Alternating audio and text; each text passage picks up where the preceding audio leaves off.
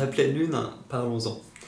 La pleine lune, il y a beaucoup de gens qui sont tracassés à chaque fois qu'elle arrive, parce qu'il y a plein de manifestations qui apparaissent, qui sont différentes d'une personne à l'autre, mais qui ne fait pas passer un moment très agréable. Alors il y en a d'autres par contre qui eux sentent rien du tout. Alors déjà, ce que je souhaite clarifier par rapport à ça, c'est pas parce qu'il y en a qui n'ont pas de troubles lors de la pleine lune que tout va bien. Et c'est pas pour autant que si vous avez des troubles lors de la pleine lune que tout va mal. Voilà. Ce qui se passe en fait lors de la pleine lune, c'est que c'est un moment où physiologiquement, et ça c'est important, donc c'est pas notre faute en quelque sorte, mais physiologiquement il y a beaucoup plus d'énergie qui a tendance à monter vers le cœur, vers la tête ensuite. Donc le corps va être dans un état particulier qui a ses avantages, mais aussi ses défauts en quelque sorte. Voilà. Par rapport à ce petit effet-là d'avoir plus d'énergie, pour simplifier, qui monte vers le haut, déjà ça va être très bien pour tout ce qui est travail lié au spirituel. Parce que le spirituel a besoin d'une forme de raffinement énergétique qui passe par différents centres, que ce soit le canal central, oui, de toute façon c'est le canal central, et puis il y a les Tantiennes, voilà, il y a différentes traditions qui vont focaliser un peu plus sur certains aspects que d'autres, mais voilà, il y a quelque chose qui va avoir tendance à monter, à se raffiner pour nous connecter à des fréquences un peu plus subtiles. Donc ça va favoriser ça, la pleine lune. Mais le problème, c'est qu'avec toute cette énergie qui monte, ça favorise aussi les disharmonies au niveau de notre psyché, parce qu'il y a d'un coup plein de jus d'un coup qui est mis dans le système. Ce qui fait qu'en fait, les petits contrastes de déséquilibre qui pouvaient être déjà présents, ils vont être encore plus contrastés. Voilà. Donc ça nous apparaît beaucoup plus ce qui ne va pas, et heureusement c'est sur une période courte, parce qu'après ça va mieux. Voilà. Alors je sais que dans certains cercles, tout ce qui est troubles qui apparaissent alors qu'on a une mentalité tournée vers la spiritualité, où on fait de l'énergétique, etc., souvent, il y a une forme de justification, je trouve, de tout ce qui n'est pas bien qui apparaît, que ce soit de l'anxiété, de l'insomnie, des fatigues, du froid, de la chaleur, des désordres alimentaires, des mal de dos, des vertiges, des nausées. Tous ces signes, ils sont vraiment pas anodins en fait. Souvent chacun, on peut faire même limite un petit diagnostic par rapport à ça quand on connaît un petit peu. Et ces différents troubles, des fois, je vois des choses comme quoi ça voudrait dire qu'en fait vous serez en train de retrouver votre pouvoir. Alors je sais pas de quel pouvoir c'est, si le pouvoir de se sentir mal, je sais pas, ou le pouvoir d'être influençable parce qu'on se sent mal, le fait du coup d'accorder du crédit à quelque chose qui nous brosserait dans le sens du poil. Et moi j'ai du mal avec ce genre de mentalité parce que je trouve qu'elles n'aident pas en fait, elles induisent beaucoup en erreur. Il y a quelque chose de très complaisant en fait. Par exemple, on m'avait donné l'exemple, une élève qui avait des acouphènes autrefois qui se déclenchaient, et on l'avait dit c'est parce que voilà, c'est bien, tu vas avoir accès à ton guide qui va commencer à te parler, etc. Et je trouve que ça manque de discernement. Parce que s'il y a des acouphènes, c'est pas un accomplissement spirituel, c'est signe qu'il y a quelque chose à réharmoniser. Ça enlève rien à ce que vous accomplissez à côté.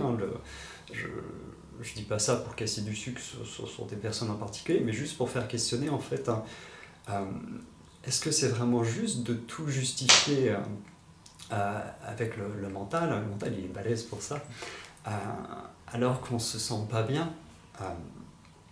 Surtout que ça manque de discernement, parce qu'après, je renie pas les choses spéciales qui apparaissent avec la pratique. J'ai mon lot aussi, mais il y a une stabilité, et ça c'est important à développer, je trouve.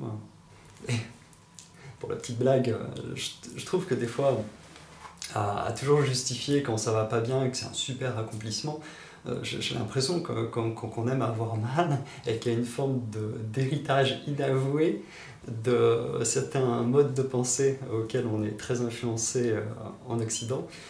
Et, euh, et on tombe dans des pièges.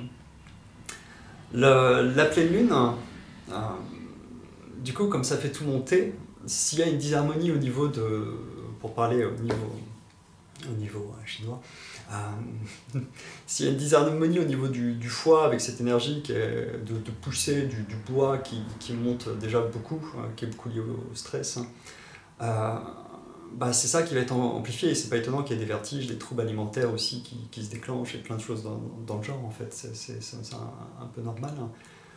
Pour donner un petit modèle conceptuel, juste pour mettre les choses dans leur cadre et réussir à mieux voir ce qui se passe avec la pleine lune, je disais que ça favorisait tout ce qui était spirituel, parce qu'on va aller vers des fréquences plus subtiles, sachant que les basses fréquences, elles sont pas nulles.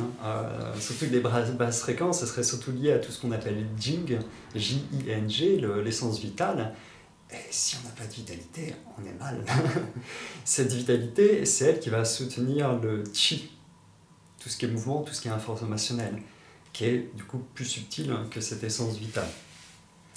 Et le Qi va se raffiner encore pour être ce qu'on appelle le Shen, S-H-E-N, souvent traduit l'esprit, et qui permet de se connecter après des choses encore plus subtiles. Donc il y a un soutien à avoir, et si ce soutien n'a pas été créé, en fait, c'est là où, au final, ça va augmenter notre mental, ça va augmenter tout ce qui se trouve dans la sphère émotionnelle et psychique, ce qui fait que ça va être plus dur, en fait, pour nous lors des pleines lunes.